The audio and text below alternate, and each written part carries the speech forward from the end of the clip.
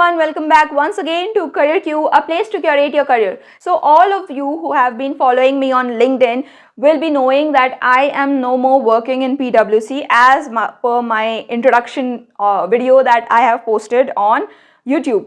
All of you who do not know, then let me tell you that when I had made this channel and when I had made my introduction video as to who I am, I had said that I am working in PwC, which was right because I was working in PwC at that time. However, my journey with PwC was very limited, very cut short, and as per the thumbnail, you would have already seen how less number of days I have worked in that organization. So in today's video, I will be sharing with you my experience of PwC, why I stayed for this small little duration, what actually happened with me. Before starting the video, take this as a disclaimer that it's no way is it a generalization.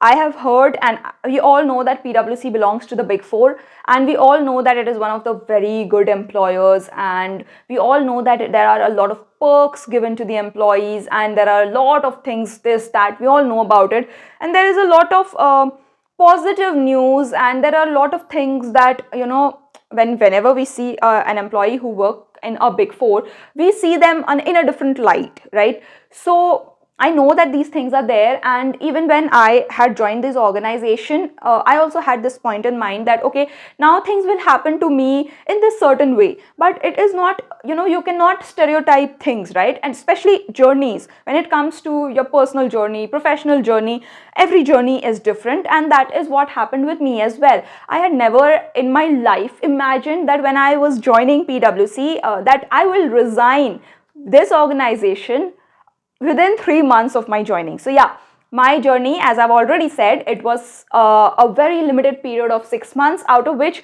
3 months was the basic journey, and then the remaining 3 months was my notice period. Yes, that is how cut short my journey was. So why was my journey so small? What happened actually with me? What were the things that didn't work out for me that might not be true for each and every one? So, things are different, and I'm only here to share my story and my side of the story. There are different things. I will not let out a lot of names in the video, but yeah, I'll definitely share my story because I think that people should get to know all aspects and every facet of any organization, and I will definitely try to let my audience know about the facet that I have known. Okay, so yeah, that is the topic of discussion for today's video.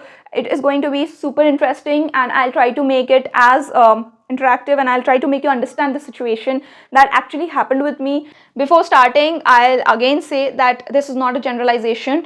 Not every project would be like this, and not every leader or not every teammate will be like this. So it is in no way demotivating, but yes, you should have this aspect as well, that things might not work as per your thoughts. Okay, because even when I joined, I had a different mentality that okay, this is how I have heard that things work within PwC, so hopefully this will be how it will work out for me as well. But it didn't happen that way, unfortunately, or fortunately, whatever you may call it.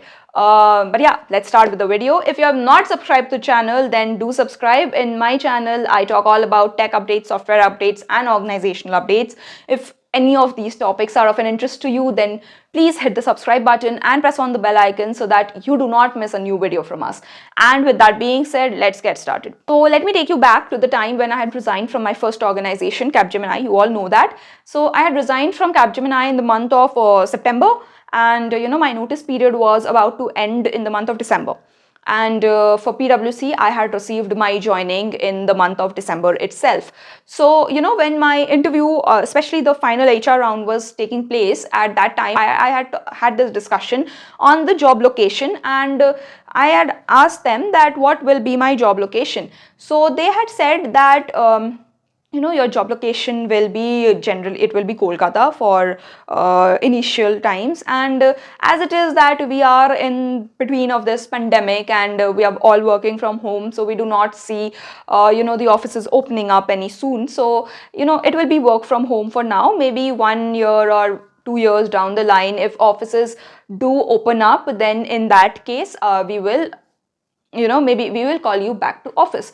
Now it was the same time when I had actually gotten married. So I was just having this conversation that I am getting married in a few months, and it might be that I would like to change my location, because my husband is posted to Bangalore. So will it be okay if you don't put me to PwC Kolkata and you put me to PwC Bangalore initially itself? So what she said was that it is okay as it is, we are not calling you anytime soon. And when you are joining the organization, everything will be online, and everything will be from on a remote basis. You will get your laptop delivered and everything. You do not have to report to office or anything. You do not have to do anything. So you need not worry. And once you are within the organization, if you still want to go to PwC Bangalore and report over there, then it's okay, you can go and you can report from PwC Bangalore. We can change your location and stuffs like that, she said. And things were like, it was a healthy discussion. Now what happened, and this is one thing that I have actually told you in all of my videos, that anytime you have a conversation like this, when you are being promised something, when you are being told that we can manage it, so if you have this kind of conversation on call, please make it a point that you have that thing on a written paper, be it on email, be it on a PDF, be it on a Word file, anything. You have a written version of it. And this comes from my experience, because this happened with me. Okay, so now what happened, this discussion happened, and then I got my joining letter. I was very happy. This was my first ever switch, and I had got a fairly good hike. You all know, people who have switched their jobs in the COVID times, they all know that there are good hikes. People have got 100, 200, 300% hikes. So yes, even I got a very good hike, and I was very happy with my performance. And of course, PwC is one of the big four. Whenever I used to tell to anybody who is my friend or my seniors, anyone, so they were like, okay, now you are in a good place. Okay, so there was this mentality that okay, now my life will be a bit sorted and things like that. So yeah, I was happy. I was serving my notice period, and then suddenly one day I received this email that your joining has been deferred to a certain date. Okay, so from 6th, I think my last day was 6th, and then my joining was on 11th, and suddenly they said that no, we cannot accommodate you. The seats are full. Now I did not understand this thing also, that when it is an online thing, how can the seats be full? You can anytime add one more participant. I know there are a lot of things on the back end that goes into arranging things and adding on a new participant, but come on, you have written that thing on my joining letter 3 months back, right? That is why I give my notice and everything. So I have everything written, and then now you just 1-2 days before you are saying that we cannot make you join in this particular batch because the batch is full. So that was a shocker to me, because it seemed like a mismanagement, and from such a big organization, from a big four, no one expects a mismanagement as such. But yeah, that did happen, and my joining was deferred, and then again they gave me a joining on something 13th, I guess 13th December, and again they said no, we cannot accommodate you in this batch as well, and then they deferred it to 16th. No, so again they deferred my joining from 11th to 16th, and they said that since we are not able to put you in the 11th wala batch, we'll accommodate you in the 16th wala batch. And then I was like, okay, then it's just a matter of 4 to 5 days, so not a big deal. And I was just waiting again for my 16th December to arrive. And now what happens on 14th or 15th December, I do not recall properly, but I again received an email that we cannot accommodate you in this batch as well, and we will be moving your date to 21st of December. And then it was the time when I got a bit caught up, and it was like testing my patience. So I just called up my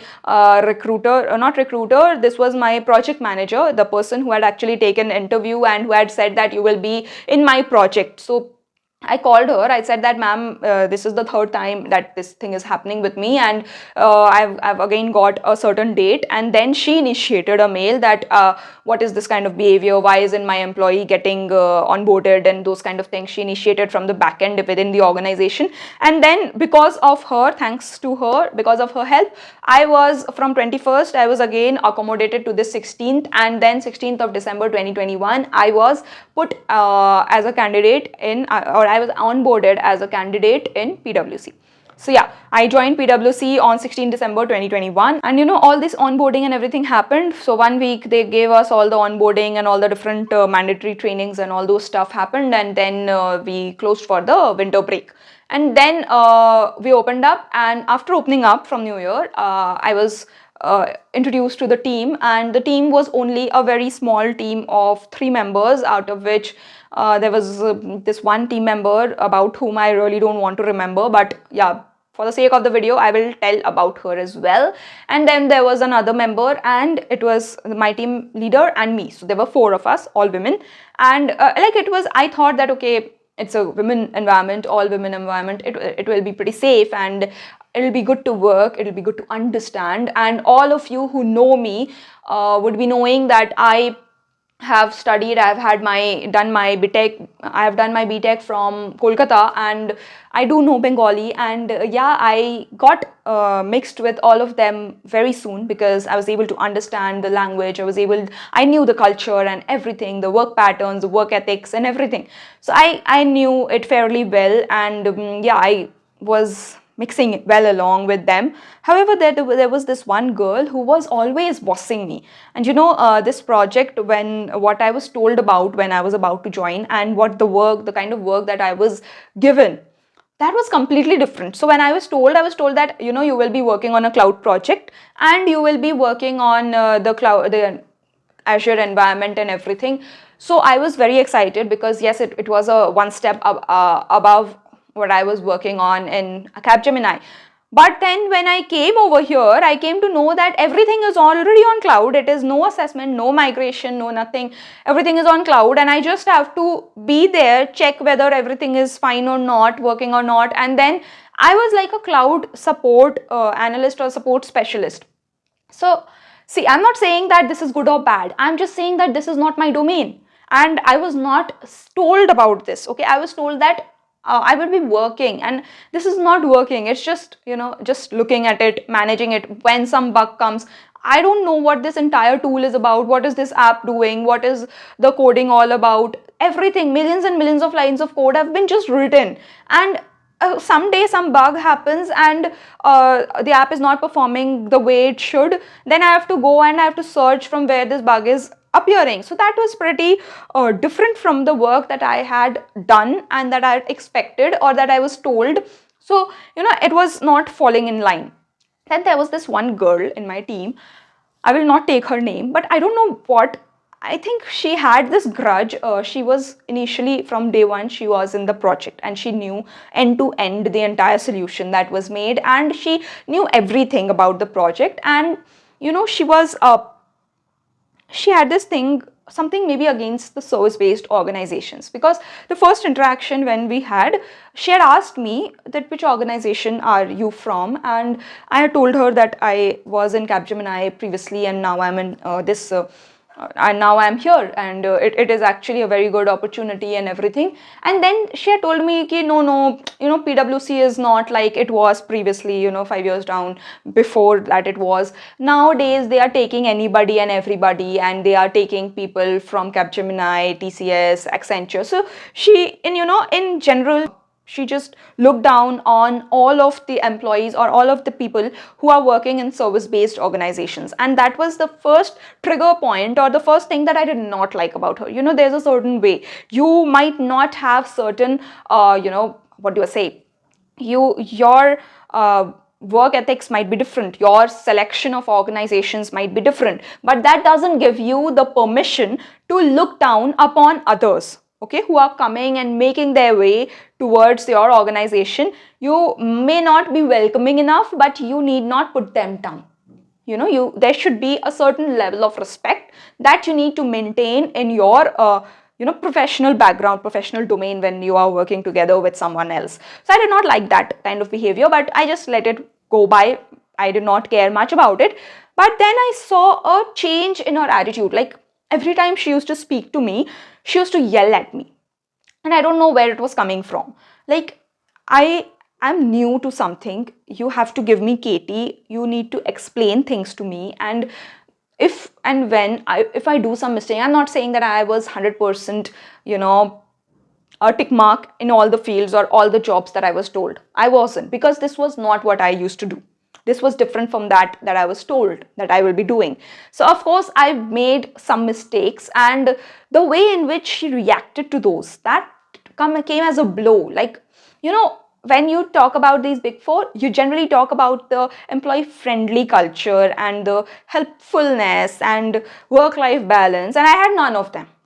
Yeah, so I had none of them, and this particular teammate of mine was always bossing me around. Like my project manager, she did not interact much with us, and this particular lady, she was like just being a boss, and she was just bashing me, slanging. I wouldn't say slanging, but yeah, always talking to me in a disrespectful tone. And then one day she just went on and complained to her supervisor, to the project manager, of course, and thinking that, I will not get to know or come to know about it. My project manager called me and she said that, these things, I have come to know that things are not going very smooth and this and that. So those kind of things. And I said that, okay, I'll try to resolve things. And then I just went back to her and I thought of talking things down, and, having a conversation helps. I thought like that.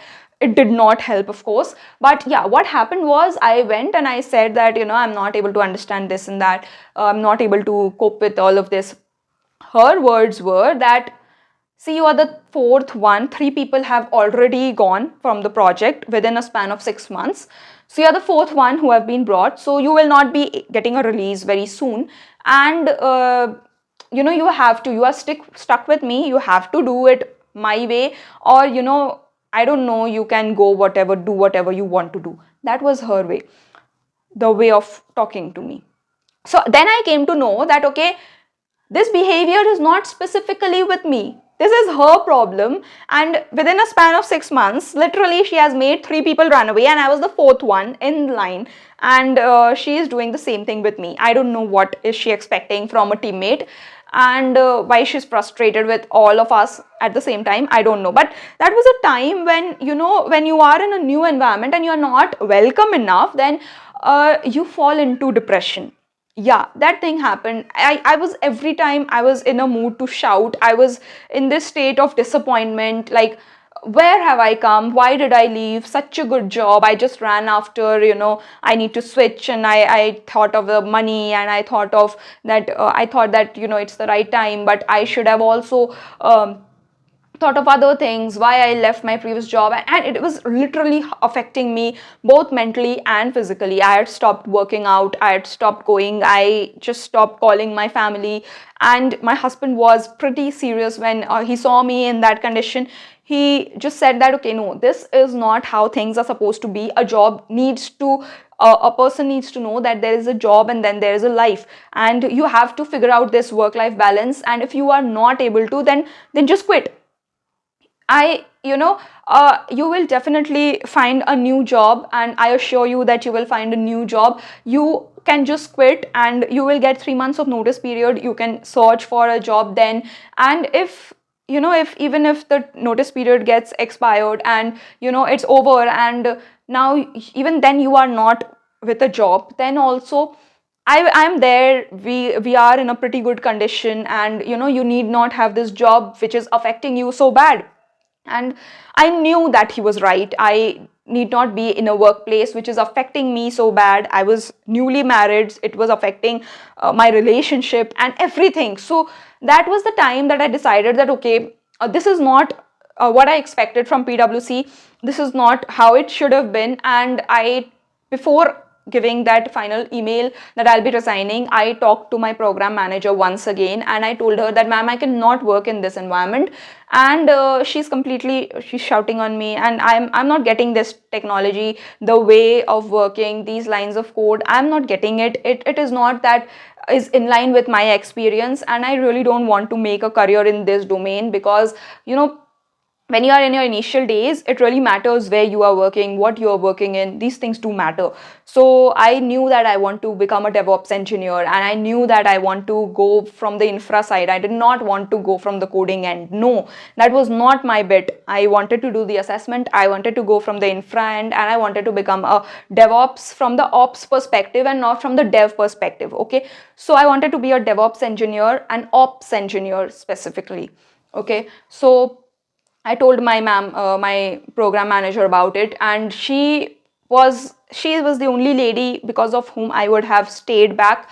She tried to accommodate me to a different project, but in these organizations, especially in every organization, project change within such a small time doesn't happen that easily. You have to spend 18 months within a project. That is like the timeline that you have. So yeah, that was a clause or a condition, and they said that they cannot move me to a different project because of these particular reasons.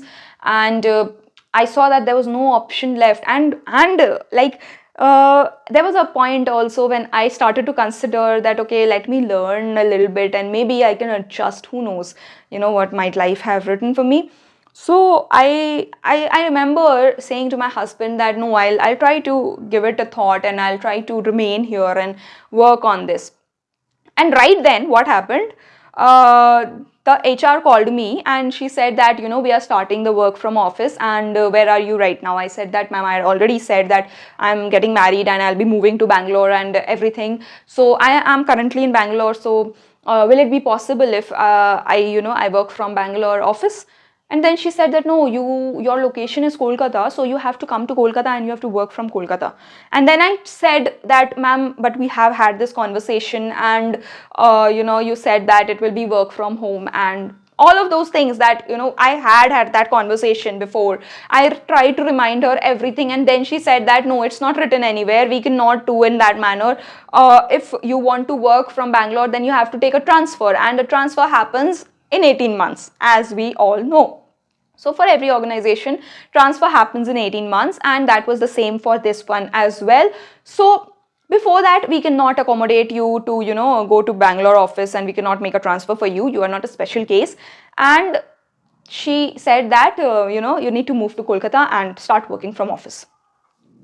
And that was it. Like, whatever I had thought that I will try to, put in some effort, and I'll try to learn about this thing, and maybe things work out, who knows, this, that. Everything went out of a drain, because as I have already said, I was newly married and I did not want to go to Kolkata. Now, there may be a few of you who would say that, why would you not move, your husband not move to Kolkata? Because we personally wanted to live in Bangalore. Now, there is a personal choice as well, right? That is the decision. We are newly married. We have come here. We have made a complete setup, a new setup at the city of Bangalore, and we want to spend our life here. That is why we moved in here. And within 1-2 months, you ask us to move back to some other city, that we are not willing. If I would have thought, or if I would have wanted to move to Kolkata, I would have done that in the first place. I would not have come to Bangalore and then thought of moving to Kolkata. So moving to Kolkata was never a choice, never an option. We came here, I talked from day one, I was talking of moving to Bangalore and making my location to Bangalore, and that was not done for me. And a lot of promises were made, none were fulfilled. And yes, that is the one major reason why I always tell all of my viewers, in a lot of my videos, I have told you, please take things in written, because I have been personally affected, and this is how I was affected. And I was sure that I do not want to leave my mental peace, my physical health, my husband, everything for a job, for this, label that I'm working in PwC. No, that label meant nothing to me. It was taking away everything from me. So that is when I decided that, okay, I will quit, and I wrote that email. And you would not believe what happened. As soon as I put my Naukri profile, I activated it, and I was getting several calls from several organizations. Those were good days when hirings were not as bad as they are today. So I, within a few weeks, I received my first offer letter. I had multiple offers when I left PwC, and yeah, I had thought that it might be that 3 months of time I would not land to even one job, and I had this thing from my husband that, okay, even if you need more time, we can give you more time. We can adjust that way, and it's not that you have to keep working on in this environment. And we had those things in mind, but the market was open, the market was looking out for people, and I received a job like just like that, and I did not know that it was so easy. It was a good time, of course. And yeah, I just served my notice period and I was out. There were several people, several HRs calling me every time, asking me why I was leaving so early. I told them about everything. Of course, I did not complain about that girl, why to hamper somebody's professional journey. But this is one thing that I would like to share with all of you guys who are facing this thing. See, if a job is taking away everything from you, your physical health, your mental peace, it is moving you away from your family, or it is asking you to move away from your family, and on top of it, it is not even giving you the tool or technology or the thing that you want to work on, or you want to make your career in, then I don't think that sacrificing those many things are really worth it. You need to think from a logical perspective as well. Anything that asks so much from you is definitely not the right path for you, because it is like the universe is telling you in all possible ways that this is not the thing for you, but you just are trying to go after it no matter what the universe is trying to signal you to. So yeah, that was my story. I had a lot of plans. I always wanted to stay within PwC and work. And even now when I tell people that I was in PwC and I worked for 6 months over there, and they were like, whenever they hear, they are like, oh, you should have stayed, you would have got good hikes and there are good increments.